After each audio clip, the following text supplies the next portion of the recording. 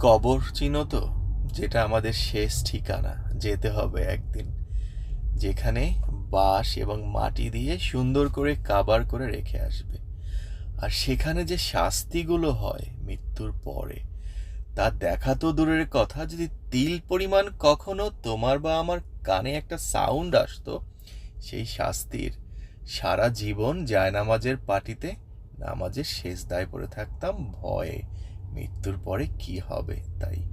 তেমনি মানুষের মন একইভাবে কবরের মতোই আবরণ করা, দেখা যায় না, শোনা যায় না, বোঝাও যায় না কার মনে কি আছে। একই মাটি দিয়েই মনটাও ঢেকে আছে। যদি কখনো মানুষের মন দেখা যেত, শোনা যেত, অথবা ওই কবরস্থানের মতো বিন্দুমাত্র একটা সাউন্ড পাওয়া যেত, তখন মানুষ মানুষকেই ভয় পেত। প্রেম ভালোবাসা তো দূর কি বাদ।